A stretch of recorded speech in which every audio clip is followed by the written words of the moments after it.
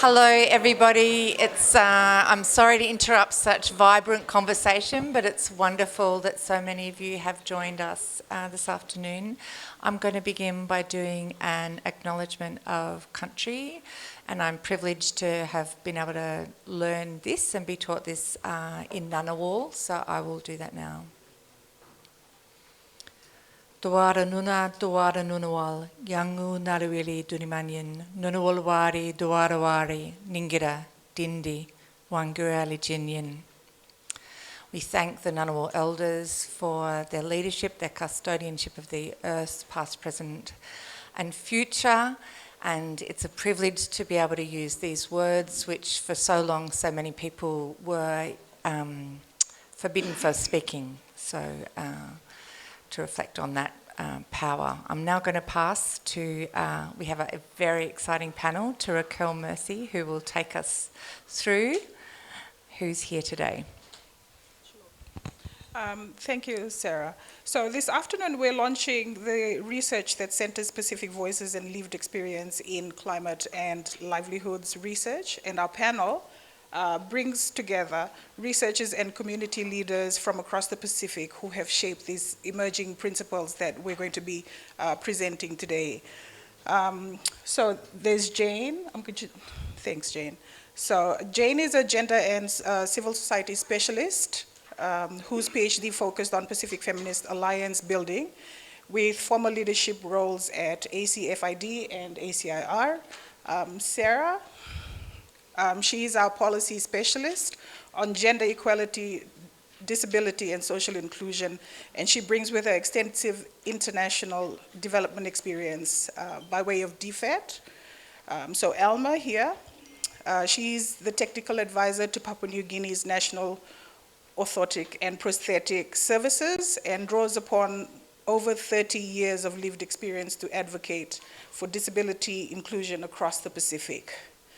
And Ruth, sitting next to me here, she's from the Solomon Islands, so founder of Dignity Pacific and co-lead of the Pacific Feminist Fund. She's also an indigenous social entrepreneur working to close gender data gaps in the Solomon Islands and in the Pacific. And we also have Kevin from Papua New Guinea. He's a social and disability inclusive development technical advisor and advocate, working at the intersection of human rights and climate change. And my name is Rahkel. I'm from Fiji, and I'm a PhD scholar at the ANU School of Law.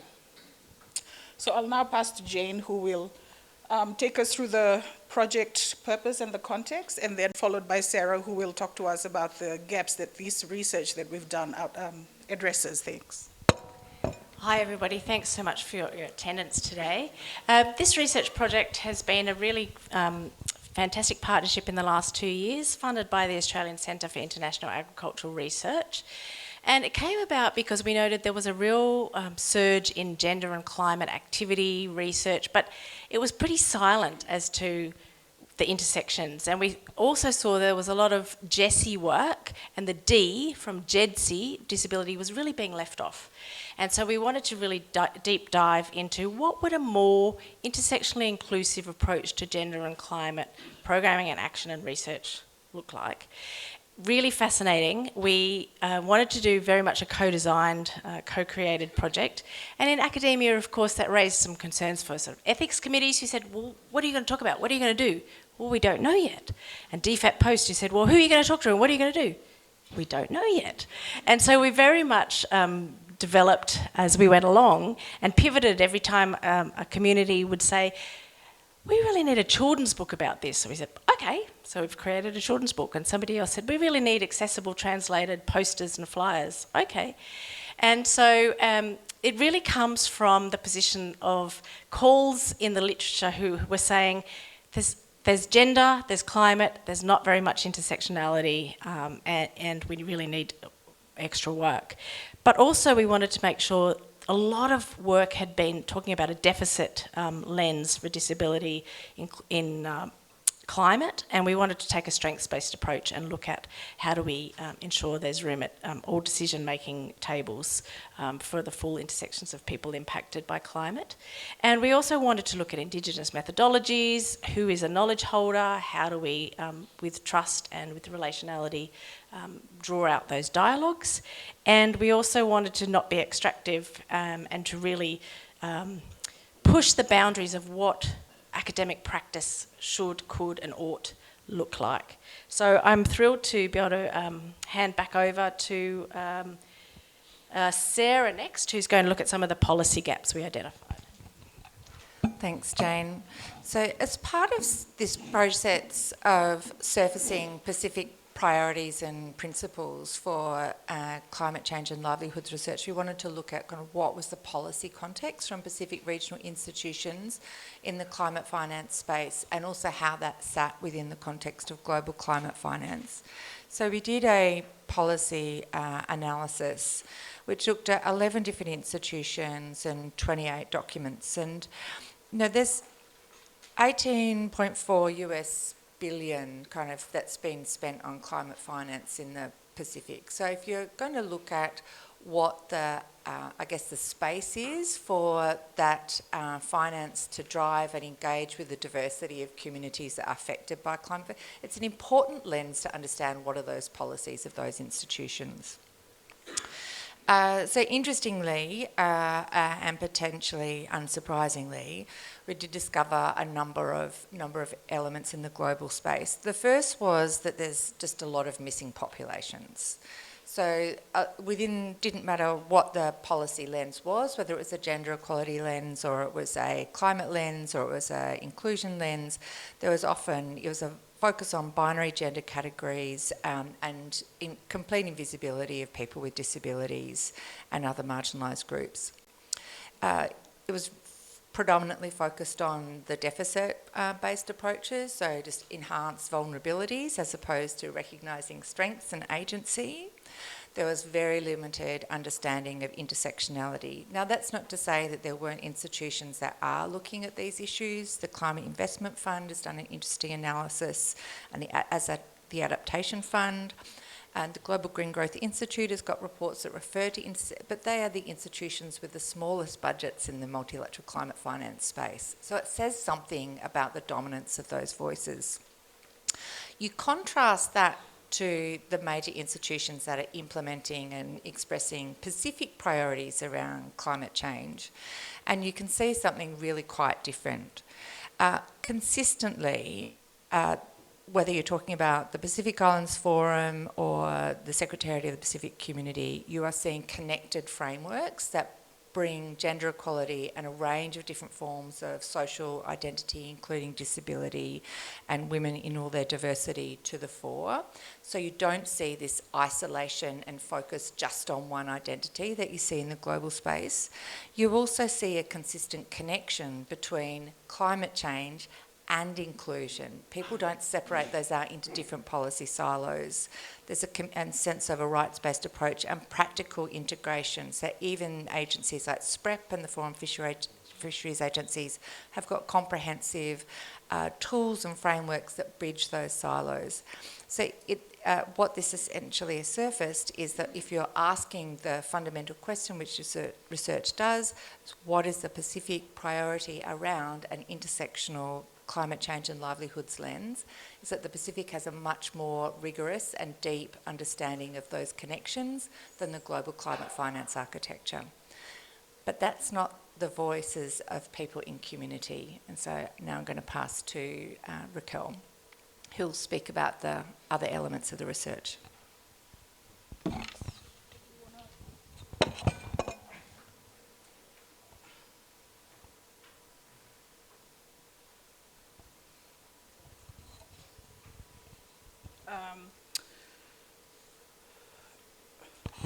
So before our panelists, Almah, Ruth, and Kevin share their reflections, I want to say something about how these principles that are up on the screen came about, because the process that shaped the product is equally as important as the product itself.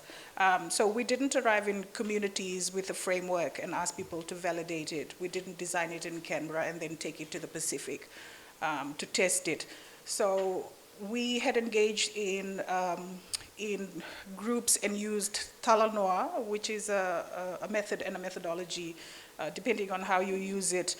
So sitting with people, having slow conversations, building relationships very intentionally, and letting the conversation go where it needed to go. But because this is a project, and as Jane had alluded to about ethics application, we were very cognizant and very strategic about project deliverables and timelines while we engage Talanoa as an open-ended way of working with communities. So, and what emerged was a set of principles that Pacific Voices told us matter. So, and we've called them oceans, not because we wanted to have a clever acronym, but because the ocean kept coming up as a connector, as livelihood, as identity, and as what's at stake. So I'm not going to walk you through each of the principles in detail. There's some collateral in front here that you can pick up, but you'll hear from the panel here about their own reflections. But let me frame them as questions about what we were really asking. So when you look at ownership, so the questions we were asking was who leads, or in a project context, who designs or co-designs, and also who decides who the lead becomes. For C, it was cultures, creativity, and capacity. So whose knowledge counts?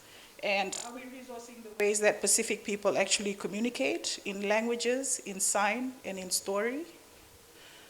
Equality, E for equality and exclusion. So who's missing from the room? Are we treating inclusion as a starting point or as a box to tick at the end? And A for accessible is, can everyone actually participate? Not just in theory, but in practice. And have we funded that from a donor perspective?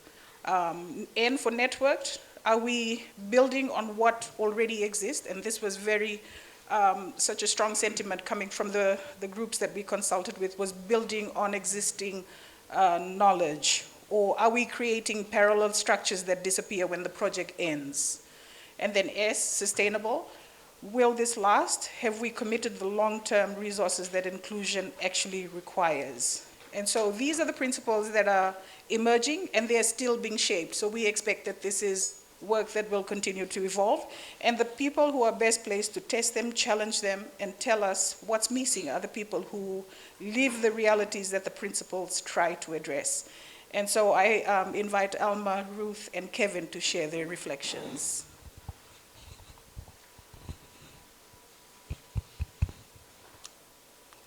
Thank you, Rahkel. First of all, I'm really happy to be here to speak and share my lived experiences as a person with a disability, facing challenges day to day, as well as in the context of climate change and natural disasters and so forth. Before I talk about my experience in Papua New Guinea in terms of how persons with disabilities' livelihoods are affected, I'd like to take you to where I come from in Papua New Guinea.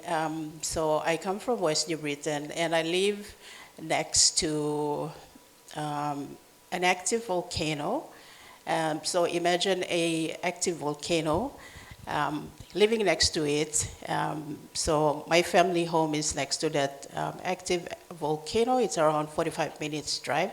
And I'm taking you back to like 20 years ago when the volcano erupted and how my family planned on evacuating not the entire population where we live, but the small family unit that I come from. So normally when it happens, the first person, I come from a big family of 6, and I'm the second eldest. And normally when the volcano erupts, the first person that my father has to move first is me.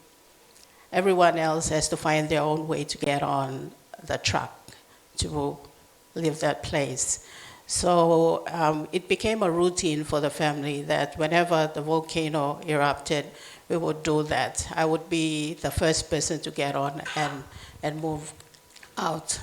Now, that is for me as a person, a single person in the family, but think about the majority of people with disabilities who live around that area. How are they evacuated when that situation happens? And fast forward to today, has that changed for people with disabilities when we see a climate change, when there is a flood or when there is a disaster? How effective are evacuation plans for persons with disability? So I wanted to draw our attention to that on how do we plan inclusively for persons with disability. Now, coming back to how climate change impacts lives of people with disabilities, where I come from and what I see. First of all, families are displaced.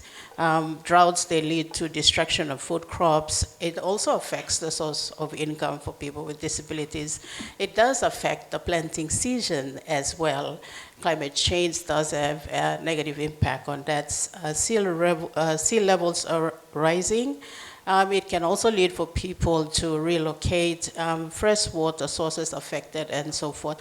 And when it comes to persons with disabilities, specific needs for persons with disabilities are not addressed in a timely manner.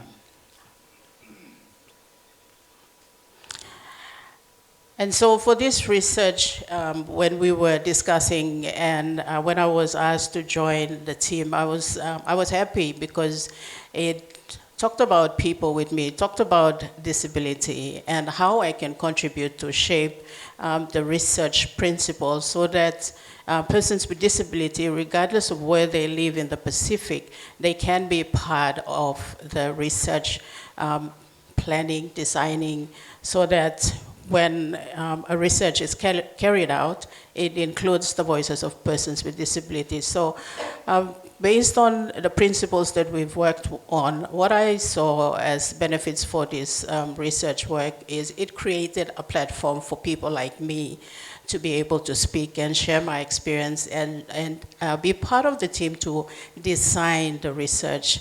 Also, when I looked at the principles, it respect the cultures, the diverse cultures that we have in the Pacific region. As you know, in Papua New Guinea, we have over 800 languages. I can't even speak all of them. My parents are from 4 different places, and it's so impossible to speak one full sentence in 4 of these languages, so it's quite diverse. But when I look at the research principles, for me personally, I felt that this is about the Pacific, and it talks about how diverse we are, and it respects us. And also the benefit of this research principles, when I look at it, it creates, again, inclusion for us. It doesn't exclude us. It doesn't talk about one class of disability, but it talks or includes different classes of disability. And so the importance of these emerging research principles for me, I felt that the important thing for us is we are included, persons with disability are included in the design, the planning of a research work, rather than sitting, we have a group of people sitting somewhere in an office and designing on their own and coming out and saying, okay, we're here to do a research about this and that, and you need to participate. When I look at the research, emerging principles for this research work, it goes right down to the community level, and it includes, including leaders of the community, engaging, understanding the culture, the context, respecting women's group, men's groups, children, understanding that everyone can be able to participate and contribute meaningfully. And coming back to the ocean principles, really about these research principles, emerging principles, I feel that it is dignified. It gives us voice, persons with disability, to be able to speak and be part of the design of this work. And I asked myself, as I was traveling here, I was asking myself, why in the first place people always forget to include disability, the word D. There is, like in Papua New Guinea, we have this JC policy, but it doesn't include a D, and they're asking themselves why. And then I think maybe somewhere along the way, people just simply forget that we are not including this group of people, or we are not talking about them. And my experiences, look, in Papua New Guinea, when I see disasters happen, or there is issues around climate change, one thing I'd like to also share as my experience is we see a lot of partners, development partners going in. When there's a landslide, when there is a flood, development partners are there to support, but when they are there to support our groups or our friends with disability, often they are not included. Women, children, their specific needs are not included. And so with this emerging principles research work, I feel that it has captured most of what we want as people at the community level, because if you don't talk to us, you will never know. It's good to talk to people in groups, but when you talk to people one-to-one, you can collect a lot of rich knowledge and experiences that can help to shape the way we do research in the region. Thank you.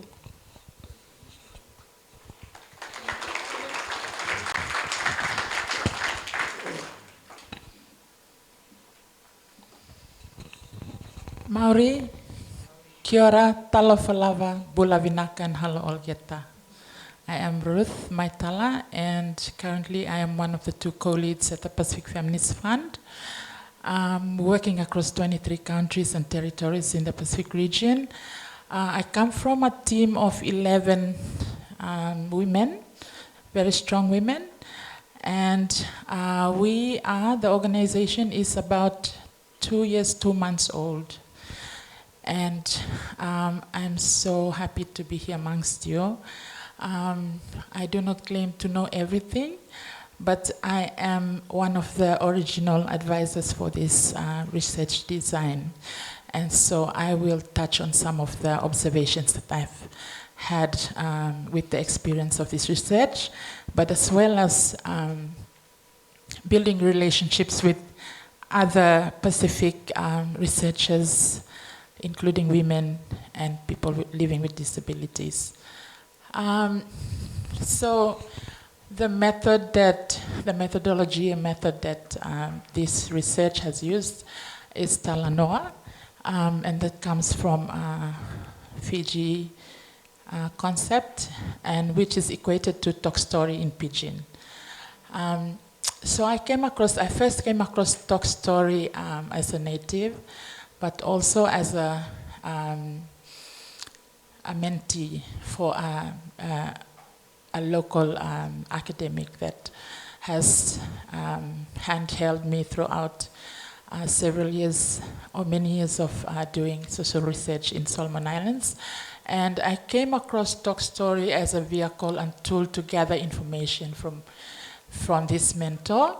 And during my research journey over the past 20-something or so years, while Talk Story can be effective data collection tool, without a frame, its fluidity will impact on the documentation of the body of knowledge that we are trying to establish. For this research work, we have taken it a step further to have deep listening and going beyond what Dr. Kabini Sanga termed as alalakini, or just casual storing. So we have, in this research, we have gone beyond that and spending more time with local communities and giving more time to listening and deep diving so that we can better understand the communities that we are working with to gather information. So how do we mitigate this risk, if I'm seeing this as a risk to research and ethical research? I think that the risk is using talk story must be mitigated where scholarship and academics do not take talk story in an alalakini or casual talk context for their academic benefit. Where knowledge derived from an intentional talk story is done in respect to the framing of methodology and questions must be useful for scholarship. In this way, research can produce new knowledge and a body of knowledge that is sustainable, one of the principles that we have in Oceans, Pacifica-led emerging guiding principles for inclusion in research. And this should be foundational and grounded in Pacific cultures and knowledge framing and manner. So therefore, talk story must be grounded in Pacific manner. That's what I think and I believe. This is where emphasis is on reciprocity, long-term relationships, and feminist accountability as guiding commitments for sustainable research. So some years ago, I didn't know Jane, but coming on board to this research, I've built a relationship with Jane, which beyond this research will remain. So I will be forever, have that relationship with Jane as a researcher, not only as a researcher, as an academic and as a community leader. So my role as a research advisor on this project enables me to shed light on the design process, as Rahkel has mentioned. It has helped me to explore different ways of delivering methodology and the ongoing interest and implementation of research, not only in Fiji, Kiribati, Solomons, but beyond the countries that we're currently working in. So a few observations that are relevant to the research. In Fiji recently, I've observed that there are families still living in tents. Women's privacy, menstrual health, and safety are compromised. Informal economies are collapsing. In Vanuatu, the earthquake recovery, widowed and single women face disproportionate financial and social barriers to rebuilding, loss of land, and sidelining women in documentation of disaster reports by local NDMOs or National Disaster Management Offices.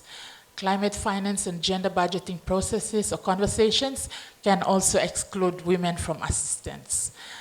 In Solomon Islands, there are small pockets of projects that women are doing. Example, there's a local organization called Plastic Wise, which is focusing on women's recycling and small enterprises initiatives.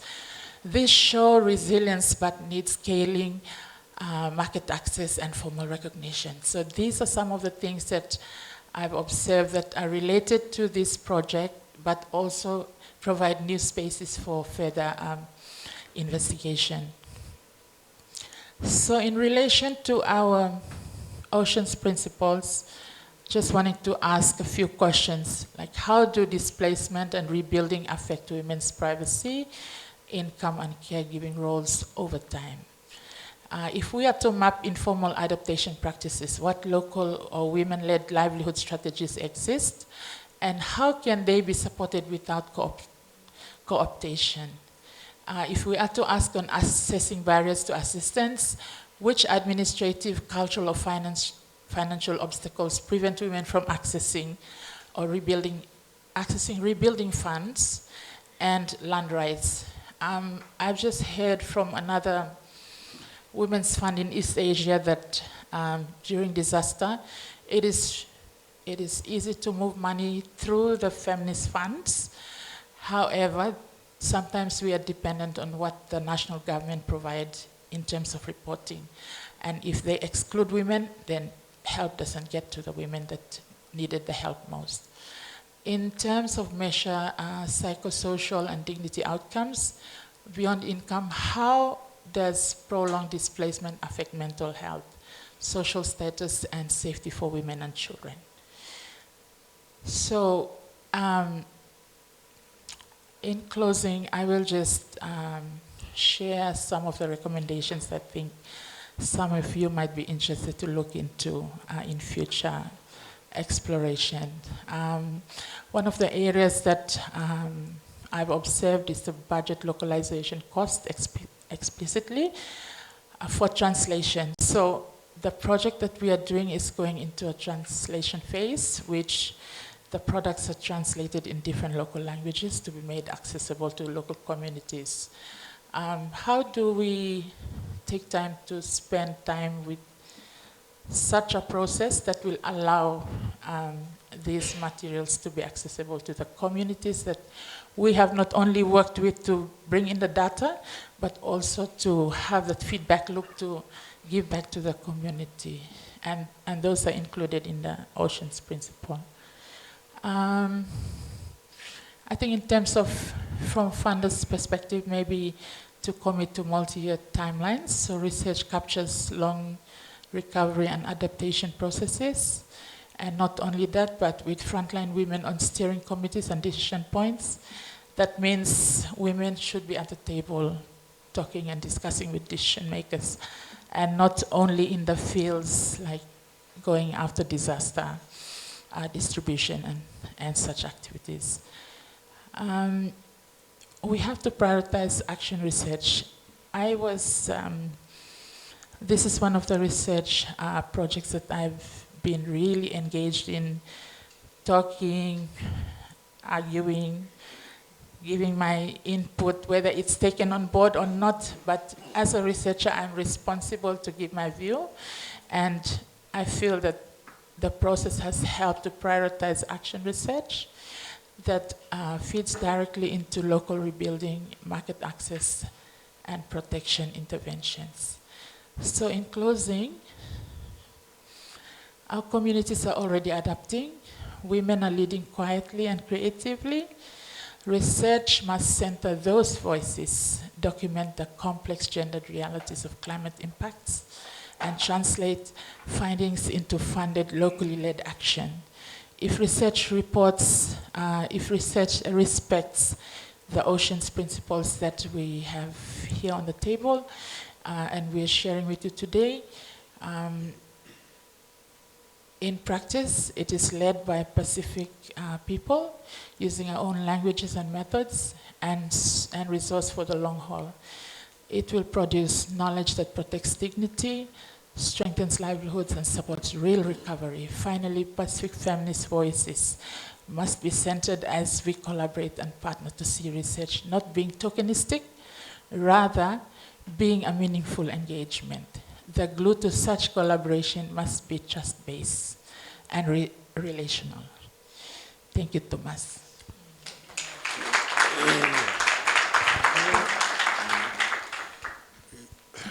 Thank you, Ruth. Adorai Namona, that's good afternoon in Motu. One of the common languages spoken on the southern region in PNG. Of course, if you want to do research in PNG or in the Pacific, at least we have to speak some common languages, right? So my name is Kevin, I'm vision impaired. I'd like to take this time to thank, Jane for leading this work, and Sarah for the policy analysis expertise in this research project. I will speak about my experience as an advocate in the disability and social inclusion space, and as a representative on the Climate Change Development Authority Technical Working Group back in PNG. It's sad to say that every time when I attend the meeting, the Climate Change Development Authority meeting, I feel like I'm a flower vase, just decorating the room. And also, when I look at a lot of climate change project proposals, I see a lot of KRAs or KPIs or whatever you call them. It's just designed in a way to tick off boxes when we try to implement climate change programs and projects.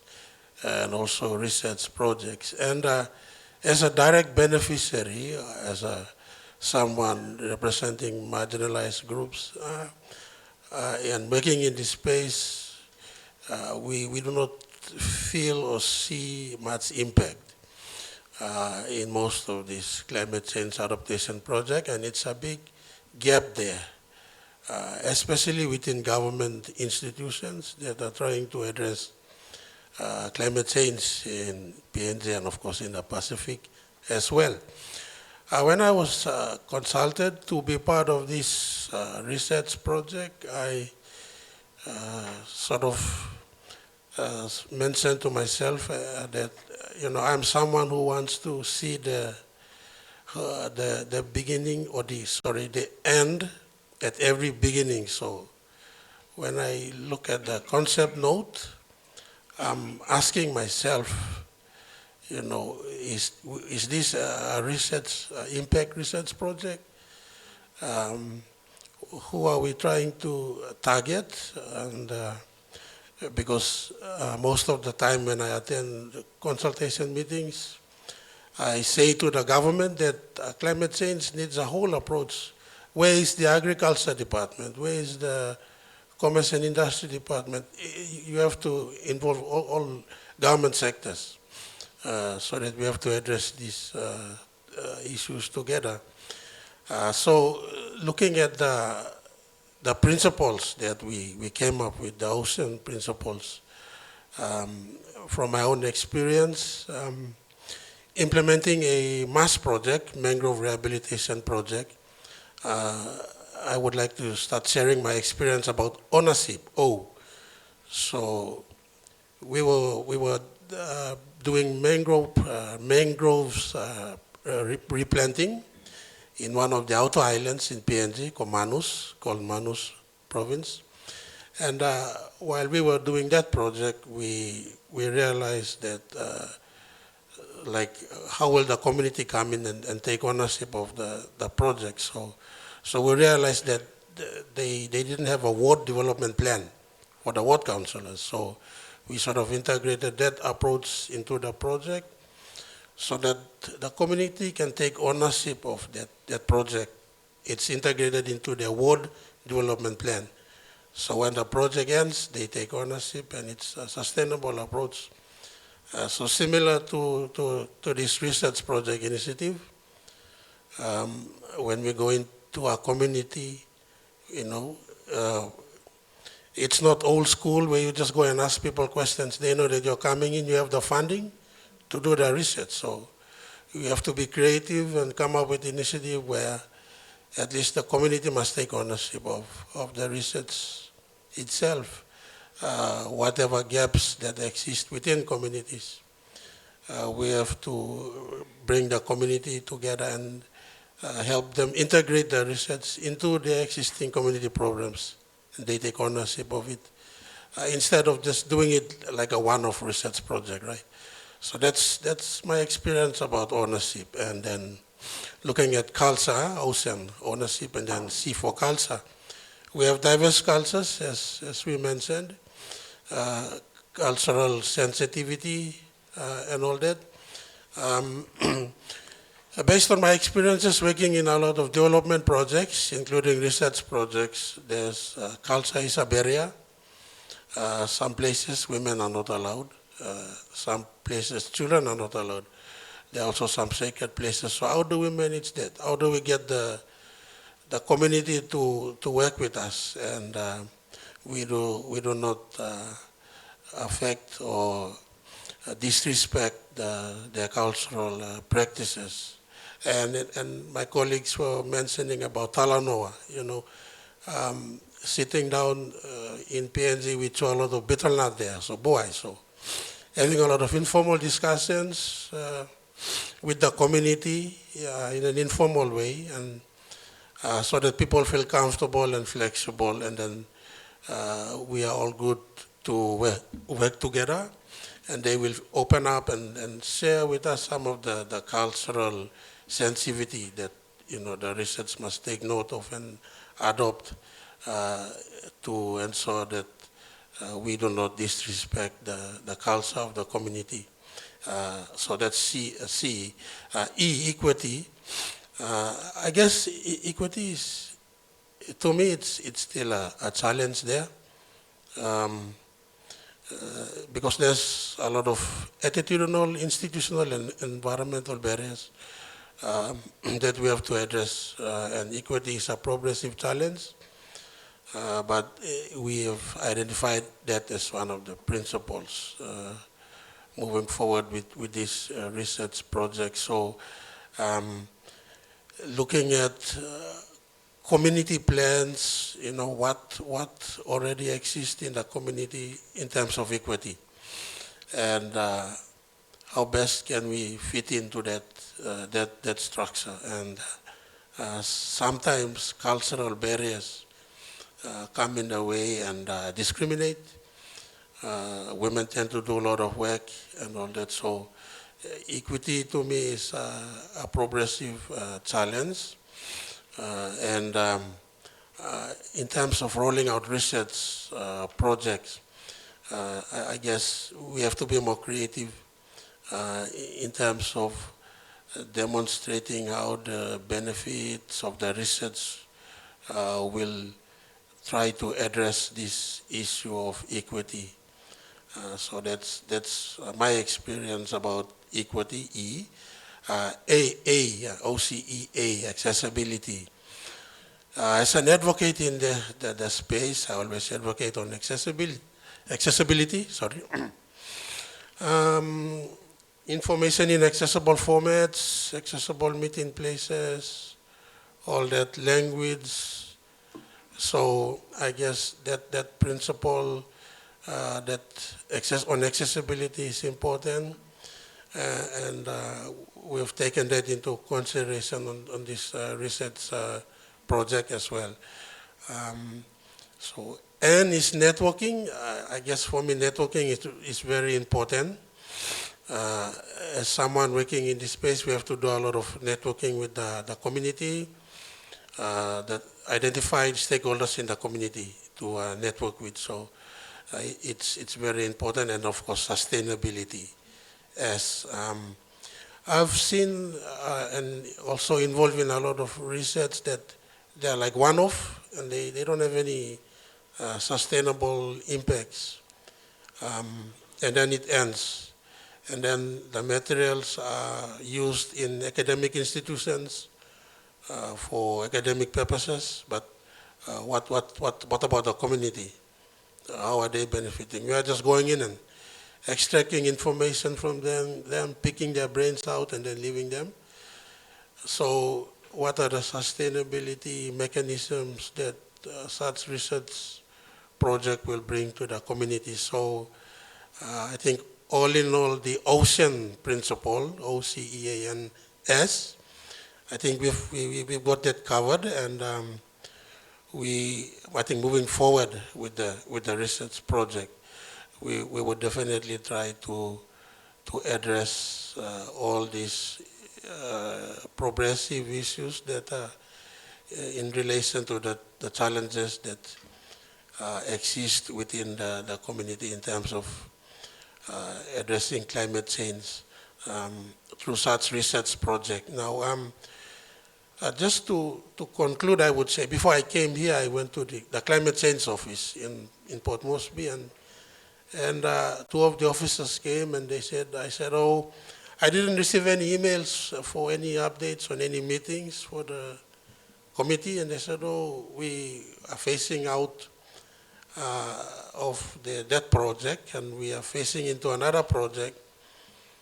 So we will send you an invite maybe sooner, but we definitely need some inputs on how we can address the inclusion gap, because it's a current challenge there. So I guess climate change is like a more scientific area, but having a research that is focusing on the social aspects would also assist the government as well, climate change authorities and governments, to also try and integrate inclusion programs into climate change adaptation program. Thank you, everyone, and I will stop here.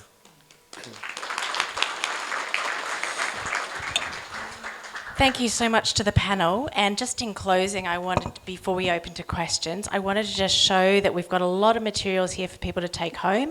We've got a fabulous article by Kevin and Sarah. We've got some flyers with a QR code that take you to things like the detailed principles, the publications, the children's story, and also we've got a copy of the children's story here if people want to take a look. We've got a Kiribati translation set of the flyer here. The children's story will be in 10 languages, including Braille. The flyers will be in Kiribati, Solomon Islands, and Fijian languages.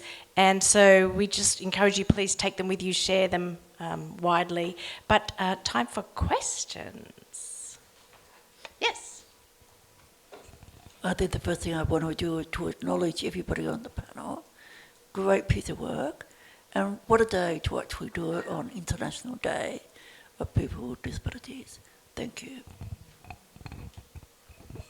Thank you for that. And look out for things like Almah's done a fantastic blog as well. Ruth's done a chapter. Rahkel's done a fabulous chapter. So look out for more products. But yes, it was very deliberate to do today. And in fact, I think Devol is putting out something already around acknowledging International Day of People with Disability. Vinaka, warm Pacific greetings, everyone. Shivana Singh, Executive Director, Alver Oceania. First of all, I'm humbled at such a brilliant panel with the work that they've done to contribute to JETSI and climate change. I also love the fact that you've used Pacific-specific feminist meal methodologies to capture the basic principles of what you aspire to and leading actually towards a Pacific-specific policy. My question is, basically in the Pacific, LGBTQIA plus communities face unique vulnerabilities. Their experiences are shaped not by environmental pressures, but also by cultural, social, and political context that often exclude them from climate planning and recovery efforts. You've talked a great deal about women and children, but I want to, and keeping it, I want to do it very respectfully and in a very culturally sensitive and meaningful way. I didn't hear the word Pacific Islanders of diverse sexual orientation, gender identity and expression, and sex characteristic. Maybe LGBTQI plus is very sensitive. But also realizing and recognizing that in our small Pacific Island states, resources are already stretched thin. Intersectional identities are often looked in climate planning. LGBTQIA plus people with disabilities risk being invisible in policy that only consider one dimension of vulnerability. And also inclusive climate justice requires recognizing that resilience depends on addressing multiple overlapping forms of marginalization. So my question is, how did you address the inclusion, because we are talking about inclusion of our LGBTQIA plus people from the Pacific? Thank you. Thank you so much for your question. And yes, certainly we did have representatives on our wider advisory committee who would touch on those important issues. And we worked closely also with, we've got more papers coming out on that, but also acknowledging that there's a lot of work being done in the Pacific on that particular space by DEVA and others. Sarah, did you want to talk about that? Thank you. And thank you for the question. I probably in the rush to talk about the policy analysis, I didn't kind of name it enough, but it is there in the policy analysis and it'll come out in the publication, just what a significant level of invisibilisation there is, a missing population in the global analysis. And it is really striking, despite the level of social discrimination and legal discrimination that there is in the Pacific, that in fact there is more policy space in Pacific institutions around women in all their diversity, and including in some of those Jessie tools that I mentioned from SPREP and FFA, talking in particular about SOGI-esque identities and surfacing marginalisation and addressing that exclusion as part of addressing, an implementation of climate change adaptation programming. We're calling these emerging principles because they need to be adapted depending on context and community and culture. And the A, we've talked a bit about the A being about accessibility with a disability lens, in part because of who we are here today, but also the A was very much around safety when it comes to accessibility, because you can't assume that just because an environment is physically safe that it's going to be accessible for everybody. And so that's definitely part of the deeper reflection and the priorities that people shared. I'll see if anybody else would like to add a comment. I think for me, I'm sorry that I made an oversight for not mentioning social inclusion, including LGBTQ and SOGI communities. As Jane has mentioned, we have consulted our communities to be included in the research.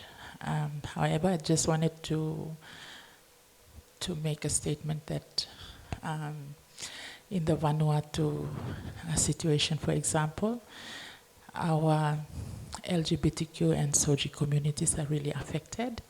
And so in my other work, we have created a space to support rebuilding and restoration of different things, including homes, programs, and different project initiatives that are led by the LGBTQ community. I think we've got time for one last question.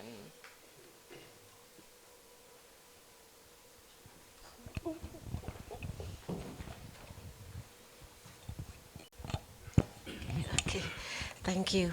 My name Tri from Indonesia. I want to get information about, implementation about the intersectionality approach.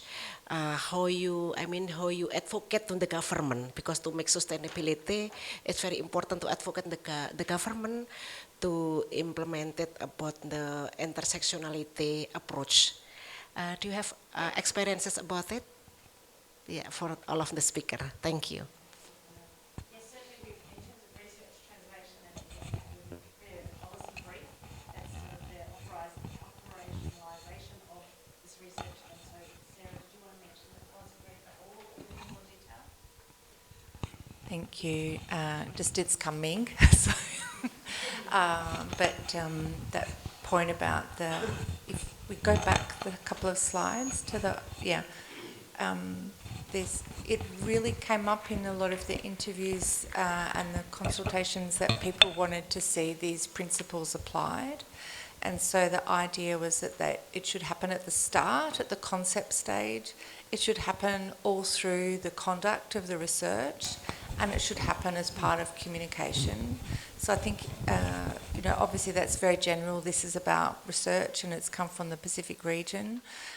There will be different dimensions of how you might want to do that in your country, in Indonesia, but it's something for us to continue talking about. Almah, did you want to mention you work for the government? Did you want to answer that question at all? Yeah, so I work with the health department, and in terms of these principles and how we do work in the space of disability inclusion, rehabilitation, and assistive technology, which I do every day, and looking at these principles, for me, it's a way of also educating my department and my government on understanding that research work around climate change is inclusive of persons with disabilities. So as a government representative participating in this research work, The first part of it has been reported to the health department, and this is the second time around that I'm part of this again, which goes back to the Department of Health again. So it's, for me, as a government rep, it's my responsibility as a rep to report the progress of this work back to the Department of Health in Papua New Guinea. And I just want to acknowledge too, we've got more members of the advisory committee in the room. Aka Rimon from Kiribati and Deb Hill up the back from University of Canberra. I want to extend my thanks to everybody who worked on this project, including people from the Fiji Federation of People with Disability and people from Samoa, PNG, Tuvalu, people who attended the dialogues in Canberra and Suva. It's been a really great effort, and now we want to roll out the emerging principles into other projects. So if you've got projects that you would like to take a MERL approach and do some evaluation on where these principles can be shared, we'd love to hear from you. Please come and pick up the flyer, because it'll take you directly to our site, and then you can contact us further. But thanks so much to all the panel, and thank you for your attendance today.